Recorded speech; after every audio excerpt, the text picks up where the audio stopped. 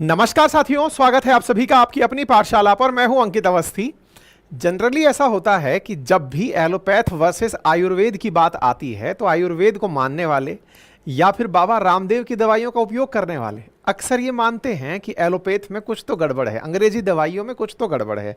Supreme court के द्वारा हालांकि बाबा रामदेव को इसी तरह के बयान देने पर काफ़ी कड़ी पाबंदियां लगाई गई थी, काफ़ी सारा पनिशमेंट दिया गया था, उनको काफ़ी सारे बैन लगाए गए थे। खैर, एलोपैथ और आयुर्वेद की बहस हम नहीं कर रहे हैं, लेकिन जिस एलोपैथ ने बाबा रामदेव को इसलिए कहा कि वो किया था कि आप अक्सर हम पर ऐसे ब्लेम लगाते हैं, आज संभवतया बाबा रामदेव मन ही मन बड़े खुश होंगे, क्योंकि एक रिपोर्ट ऐसी आई है। क्या रिपोर्ट आई है कि जो अंग्रेजी दवाएं हम खा रहे हैं उनमें से जो बहुत कॉमन ड्रग्स हैं, जैसे कि पैरासीटामोल जैसी दवा है, मेट्रोनिडाजोल जैसी जो दवाएं हैं, वो दवाएं सैंपल टेस्ट के क्वालिटी टेस्ट में फेल हो गई हैं।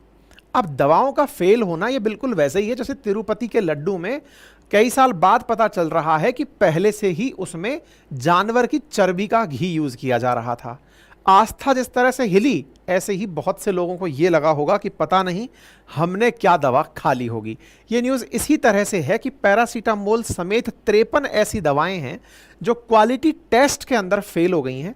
उनसे जुड़े हुए सेफ्टी कंसर्न बाहर निकल कर आए हैं। ये बड़ी हेडलाइन बन करके आई है। ये जानकारी कहां से जुटी? इस जानकारी के बारे में पता चला CDSCO, जो भारत की सरकारी एजेंसी है जो तमाम प्रकार की दवाओं का देश भर में से सैंपल कलेक्ट करके जांच करती है कि मार्केट में जो दवाएं दी जा रही हैं वो सही हैं अथवा खराब हैं। उन्होंने जब इस बैच को उठाकर जांच करना शुरू किया तो पता चला कि काफ़ी सारी ब्लड प्रेशर की, विटामिन की, शुगर की, इवन एंटीबायोटिक्स, वो दवाएं अपने क्वालिटी टेस्ट में फेल मार गई।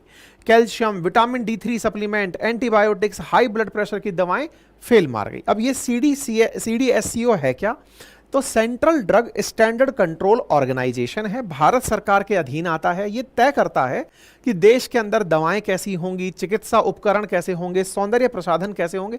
इनका मानकन और नियमन का कार्य यह करता है भारत सरकार के स्वास्थ्य परिवार मंत्रालय के अधीन कार्य करने वाला एक रेगुलेटरी ऑर्गेनाइजेशन की तरह काम करने वाली एजेंसी है। ठीक है, इसका हेडक्वार्टर नई दिल्ली के अंदर है और इसके मिनिस्टर जो रेस्पॉन्सिबल हैं वो मनसुख मांडविया जी हुआ करते हैं। ठीक है साहब। अच्छा, अब पॉइंट क्या है?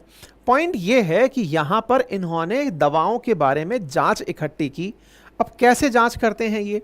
आज मान लीजिए कि इनकी एजेंसी की तरफ से कोई गाड़ी बाहर निकली, जाकर के राजस्थान के किसी शहर में से कुछ दवाएं खरीद ली, फिर पता चल रहा है कि उड़ीसा में से कुछ खरीद ली, भोपाल से कुछ खरीद ली, महाराष्ट्र में जाके कहीं कुछ खरीद ली, चेन्नई में जाके कुछ दवाएं खरीद ली। ऐसे देश भर में से दवाओं को परचेज किया जाता है और उनको फिर सैंपल टेस्ट के लिए भेज दिया जाता है। ऐसा इसलिए ताकि किसी भी तरह की कंपनी का अगर कोई भी माल देश में बिक रहा है तो वो इक्वली डिस्ट्रीब्यूट हो रहा है या नहीं हो रहा, फेयर डिस्ट्रीब्यूशन हो रहा है या नहीं हो रहा, इस तरह से इन दवाओं को बेचा जाता है। अब इसमें इंटरेस्टिंग बात यह है, 53 दवाओं में से 48 दवाओं के बारे में तो ये जानकारी निकल कर आ गई है कि उनमें कुछ ना कुछ प्रकार की गलतियां हैं। 5 दवाओं कंपनियों ने तो अपनी तरफ से कहा है कि ये मेडिसिन ही हमारी नहीं है। इनमें से प्रमुख दवाएं कौन सी हैं? जैसे एंजाइटी के दौरान यूज होने वाली क्लोनाजेपाम टैबलेट, दर्द के निवारण के लिए उपयोग में होने वाली डाइक्लोफेनेक, एब्राक्सोल, फ्लुक्सोनाजोल, कई ऐसी ड्रग्स भी इसके अंदर शामिल हैं, जैसे पैरासीटामोल, डायबिटीज की दवा जिसका नाम है ग्लैम्पिराइड, हाई ब्लड प्रेशर की दवा जिसका नाम है ट्रेमिसर्टन, एंटी एसिड पेंडी, vitamin C soft gel, vitamin B complex, tablet Shelcal जो D3 का आता है वो। इसकी एक पूरी लिस्ट जारी हुई कि कौन सी दवा किस तरह से फेल हुई। अब इसको थोड़ा सा गहराई में समझते हैं। दवा फेल होने का मतलब यह नहीं है कि कंपनी ने माल बेकार बना दिया। कंपनी ने माल बेकार बनाया नहीं या बनाया, यह जांच का विषय अब है। क्यों? क्योंकि इस कंपनी मतलब इस संस्था ने तो दुनिया भर से दवाएं उठाई और उनका परीक्षण कर लिया। अब इसके बाद 2 प्रकार के डाउट निकल के आते हैं। पहला, हो सकता है कि ये जो दवाएं सरकार ने उठाई सैंपल के लिए, ये किसी नकली निर्माता के द्वारा बनाई गई हों। आपको जानकर आश्चर्य होगा, इस समय पर इतना फेक दवाओं का मार्केट चल रहा है। मतलब अभी मैं एक केस भी आपको बताऊंगा इसी सेशन में, जहां पर टेल्कम पाउडर जो है ना, उसको एंटीबायोटिक की गोली में बंद करके लोगों को खिलाया जा रहा था। मतलब यह है कि कुल मिलाकर आप जो दवा ले रहे हैं वो उस कंपनी ने बनाई है या नहीं बनाई है। जिस कंपनी की दवाई को आप समझ के खा रहे हैं, हो सकता है वो फेक बनाकर किसी और ने बनाकर बेच दी हो। जैसे आजकल आप फर्जी तेल, घी ये सब सुनते हैं, ऐसे ही फर्जी दवाइयां भी, जो बड़ी दवाइयां मार्केट में प्रचलन में हैं, उनको वैसे की वैसे पैक करके सेम प्रकार की ब्रांडिंग करके दुकान को मार्केट में उतार दिया जाता है। तो हो सकता है कि जब सरकारी इस एजेंसी ने दवाओं का सैंपल लिया हो, अब इस बारे में पता कैसे चलेगा कि भाई ये सरकार की जो न्यूज़ है ये सही है या गलत है। तो दवा कंपनियों का अपनी तरफ से बयान आया है कि सर, आपने जो बैच नंबर उठा करके दवाएं चेक की हैं, हम अपने रिकॉर्ड से चेक कर रहे हैं, तो कई दवा कंपनियों का कहना है कि सर ये बैच नंबर तो हमारे बैच नंबर से मैच ही नहीं कर रहे। मतलब ये वाला बैच नंबर है ही नहीं, हमने बनाया ही नहीं, इसका मतलब कोई और बनाकर बेच गया। तो भाई हमारे साथ तो खेल हो गया। उस कंपनी ने तो हाथ साफ कर लिया, वो तो बच गई कि साहब हमने तो नहीं बनाई, लेकिन जिसने भी बनाई वो दवाई तो मार्केट के अंदर चल रही है भाई। और जब वो चल रही है तो वो फर्जी दवा उस व्यक्ति के शरीर में जा चुकी है। उसको असर किया या फिर उसका नुकसानदायक असर हुआ, ये तो अब आने वाला समय बताएगा। मतलब इस समय इतना ज़्यादा कालाबाजारी चल रही है दवाओं के मार्केट में कि आपके सामने जो प्रमुख प्रमुख दवाएं हैं, जैसे एमोक्सिलिन, हो सकता है आप में से बहुत से लोग जानते भी हों, यूज़ भी करने वाले हों। कैल्शियम की दवाएं बड़ी कॉमन यूज़ होती हैं, पैरासीटामोल, मॉन्टेक एलसी, हर किसी के जबान पर रहने वाली जो दवाएं हैं, उनके अंदर पता चल रहा है कि उनका क्वालिटी टेस्ट फेल मार जा रहा है। ठीक है। मेजर पेन रिलीवर जैसे कि एनाल्जेसिक और ये जो दवाइयाँ, जो फेमस दवाइयाँ हैं, वो दवाइयाँ जैसे कि मेट्रोनिडाजोल, जो दवाइयाँ पेट दर्द के लिए दी जाने वाली दवाइयाँ हैं, वो सैंपल फेल मार जा रही हैं। इसके साथ साथ अभी मैं आपको एक जानकारी और देता हूं, भारत सरकार ना केवल इस तरह से सैंपल टेस्ट करती है, बल्कि कुछ दवाएं आपने ऐसे सुनी होंगी, जैसे आपको पता चलता है कि भाई, मतलब एक कॉमन दवा है, मैं नाम इसलिए ले रहा हूं कि अपन सुनते रहते हैं कि भाई बुखार आ रहा है तो पैरासीटामोल ले ली, है ना, किसी को एलर्जी हो गई तो फिर उसको एविल खिला दिया, एजिथ्रोमाइसिन गला खराब है तो दे दिया। कई बार क्या होता है, कुछ दवाइयाँ ऐसी आती हैं जो कि तीनों को एक साथ मिक्स करके दे दी जाती हैं। मतलब पैरासीटामोल, एविल, एजिथ्रोमाइसिन, इन तीनों के जो गुण हैं वो एक साथ, सिट्राजिन, इनके गुण एक साथ मिलाकर एक दवाई दे दी, एक कैप्सूल दे दिया कि इसमें सबके गुण हैं, खा लो। इस प्रकार के जो कॉम्बिनेशन ड्रग्स हैं ना, इनको लेकर के भी सरकार बहुत सख्त है। मैं आपको याद दिला दूं, आज से कुछ महीने, मतलब एक महीने पहले, अगस्त के अंदर ही 156 ऐसे फिक्स डोज कॉम्बिनेशंस को सरकार ने रोक दिया था कि नहीं भाई, ये अलाउड नहीं होगा। आप सोचकर देखिए कि ये दवाइयां जो क्वालिटी टेस्ट फेल मार गई हैं, इनसे लोगों की सेहत को कितना खतरा हो सकता है। आप इससे इस तरह अंदाजा लगाइए कि जिसने इन दवाओं का इस्तेमाल किया होगा, उसको ये पता चला, अब तो खैर हो गया जो हो गया, लेकिन पता नहीं वो क्या खा गया होगा, अब उसका इंपैक्ट उसके शरीर पर क्या होगा, ये बहुत बड़ा चिंता का विषय है। CDSCO ने तो अपना काम कर दिया, क्योंकि ये नियामक एजेंसी है, ये जांच करती है, लेकिन अब जरूरी है आवश्यकता उस विभाग की जिसके ऊपर ये ड्रग कंट्रोल का काम है अपने डिस्ट्रिक्ट के अंदर। हर डिस्ट्रिक्ट के अंदर जो फार्मास्यूटिकल दवाएं जो होती हैं, इनके लिए ड्रग रेगुलेटर्स की जांच बैठने वाली संस्थाएं भी काम करती हैं, सरकारी एजेंसीज होती हैं। उन्हें आवश्यकता है कि वो सैंपल्स को इस तरह से लेके सरकारी लेबोरेटरी में टेस्ट करें और जनता को ये आश्वस्त कराएं कि हाँ भाई, ये हमारे लिए सही दवा है। ठीक है। कंपनियों ने तो अभी फिलहाल के लिए ये कह दिया है कि अभी हम विस्तृत रिपोर्ट की इंतजार में हैं, और दूसरा, जो बैच नंबर दिखाए जा रहे हैं वो हमारे बैच नंबर से मैच नहीं करते हैं। ठीक है। सरकार ने पिछले महीने ही 156 कॉम्बिनेशन ड्रग्स को, जिनमें कई पेन किलर, एंटीबायोटिक्स शामिल थे, उनको रोक लगा दी थी, ये कहते हुए कि भाई ये जो फिक्स डोज कॉम्बिनेशन है, फिक्स डोज कॉम्बिनेशन में पेन किलर, मल्टीविटामिन, एंटीबायोटिक मिला करके एक साथ दे दी गई, इस प्रकार के दो कॉम्बिनेशंस को सरकार ने रोक लगाया था। उनमें से कुछ ये प्रचलित थे, जैसे कि मेफेनोमिक एसिड पैरासीटामोल का इंजेक्शन मिक्स होकर के एक फिक्स डोज बन के आता था। ऐसे 5 फिक्स डोज को रोक दिया गया था सरकार ने, ये कहते हुए कि नहीं भाई, इनमें कुछ गड़बड़ है। और इसको लेकर के डॉक्टर्स का भी कहना था, कई सारे रिसर्च जर्नल का भी ये मानना था कि दुनिया भर में 30% जो दवाएं दी जाती हैं वो फिक्स डोज कॉम्बिनेशन की होती हैं। लेकिन सभी फिक्स डोज कॉम्बिनेशन बुरे हों ये भी जरूरी नहीं है, लेकिन सभी अच्छे हों ये भी आवश्यक नहीं है। ऐसा कहते हुए फिक्स्ड डोज कॉम्बिनेशंस को रोका गया था।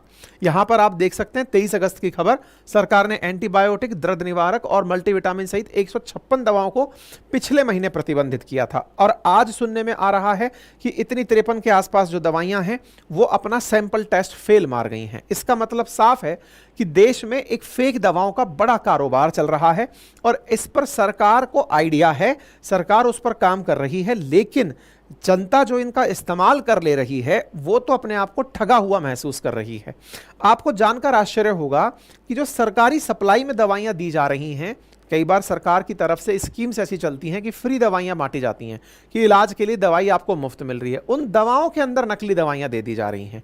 मतलब अभी की कल की एक खबर है जो बड़ी सुर्खी बनी है, टेल्कम पाउडर जो अपन शरीर पे लगाते हैं वो वाला पाउडर, उसमें स्टार्च मिलाकर एंटीबायोटिक बना करके बेचा जा रहा था। नागपुर के एक अस्पताल में ये 500 करोड़ से ऊपर का लफड़ा था। 1200 पेज की चार्जशीट पकड़ी गई है, जिसमें से पुलिस ने इस मामले को उजागर करते हुए महाराष्ट्र, छत्तीसगढ़, उत्तर प्रदेश, झारखंड में सारी जांच वांच करते हुए पता चला कि नागपुर के एक सरकारी हॉस्पिटल के अंदर जो दवाई थी वहां से ये पता चल के आया था कि वहां पर एंटीबायोटिक जो दिए जा रहे थे उसमें कुछ नहीं था। जो अपने शरीर पर लगाया जाने वाला पाउडर है उसमें स्टार्च भर करके और उसको उत्तराखंड की कोई दवा कंपनी थी वो शेयर सप्लाई कर रही थी।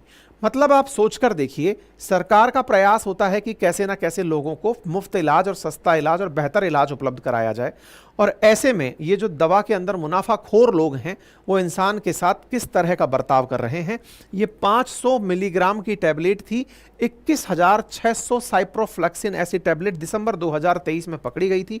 बड़ा मतलब ये मामला निकल करके आया है। ठीक है, इसका मतलब इस समय देश की एक बड़ी चुनौती चल रही है, दैट इज फेक मेडिसिन और फेक टैबलेट और नकली दवाएं। जब आपको सुनने में आए तो फिर बड़ा सवाल यह है कि भाई पहचाने कैसे कि जो हम दवा खा रहे हैं वो नकली है कि असली है। अभी सरकार कह रही है 53 फेल मार गए, अब लेकिन वो 53 फेल कंपनी से सैंपल लिए गए थे तब फेल मारे कि दुकान से लिए थे तब फेल मारे। पता चल रहा है कि दुकान वाले फेल मार गए। हम कैसे पहचाने, क्योंकि हम तो दुकान से खरीदते हैं ना, हम थोड़ी ना मेन सेंटर जाके खरीदते हैं।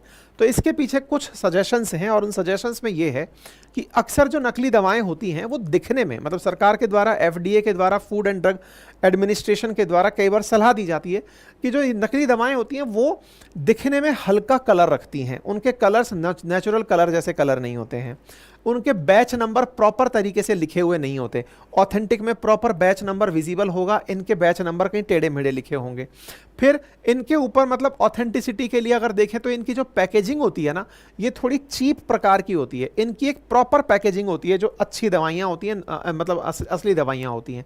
इसके साथ साथ अगर आप देखें ऑथेंटिक दवाओं के अंदर पैटर्न, अगर ऑथेंटिक दवाओं में डायमंड शेप का बना हुआ है तो इनमें डॉटेड पैटर्न का बना हुआ है। हालांकि अगेन इनकी पैकेजिंग से ही आप नकली और असली का पता लगा सकते हैं, लेकिन उसमें भी कोई बड़ा सिद्धहस्त हो जो रोजाना दवाएं लेता हो वही पहचान पाएगा। लेकिन आप जिस दुकान से आप दवाएं ले रहे हैं, जो दवा आपके लिए, दुकानदार आपके लिए काफ़ी दिन से विश्वस्त है, वो आपको नकली दवा दे दे तो फिर आप उसका क्या कीजिएगा। फिर भी सरकार की तरफ से कहा जाता है कि अगर 100 रुपये से ऊपर कीमत की दवा है तो उस पर आजकल QR कोड आता है। आप उस QR कोड को स्कैन करके उसका पूरा डिटेल जांच सकते हैं कि कहां से चली है। नकली दवाओं पर वो QR कोड नहीं होगा, और होगा भी तो उसका इमेज होगा, मतलब वो स्कैन नहीं हो पाएगा। नंबर एक बात। दूसरी इंपॉर्टेंट बात क्या है कि जो असली दवाइयां हैं उनके लिए, मतलब टेक्निकली तो इसका परीक्षण लेबोरेटरी में ही हो सकता है, देखने से तो कोई नहीं कर सकता।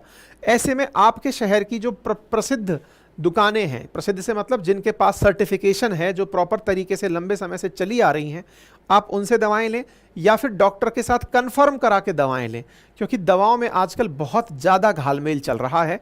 ऐसे में जब आपको ये जानकारी मिलती है तो पहले ही स्वास्थ्य को लेकर तमाम प्रकार की चिंताएं मानव को खाए जा रही हैं, वहाँ पर ये नकली दवाओं का अगर और जाल सुनने को मिल जाता है तो निश्चित ही एक चिंता का विषय बनता है। फिलहाल के लिए इतना ही, बाकी आप सभी समझदार हैं अपना ख्याल रखने के लिए। ठीक है साहब। और हमारी वेबसाइट है अपनी पाठशाला.com, वहाँ पर आप फ्राइडे के दिन शाम 6 बजे तमाम एग्जाम्स के फ्री टेस्ट देख सकते हैं। साथ ही साथ हमने RRB LLP के ALP के लिए भी टेस्ट सीरीज साल भर के हिसाब से लॉन्च कर दिया है। तमाम टेस्ट सीरीज उपलब्ध हैं हमारी एप्लीकेशन, हमारी वेबसाइट पर। आप इनको जाकर के ज्वाइन करें पूरी 1 साल की वैलिडिटी के साथ। हमारी वेबसाइट पर आपको फ्री में करंट अफेयर्स की मैगजीन को डाउनलोड करने का अवसर दिया जा रहा है, आप जाकर उसे देखें। हमारे एप्लीकेशन पर अपनी पाठशाला एप्लीकेशन पर, जिसका लिंक कमेंट बॉक्स में दिया गया है। वहाँ पर हमारे कोर्सेज, जीए फाउंडेशन के कोर्स, आरएएस फाउंडेशन के कोर्स उपलब्ध हैं। हमारे हैंड रिटन नोट्स चारों विषयों के, हिस्ट्री, ज्योग्राफी, पॉलिटी, इकोनॉमी के, घर पर बैठ के मंगाने के लिए उपलब्ध हैं। आप उन्हें अवेल कर सकते हैं। Thank you so much. अपना ख्याल रखें।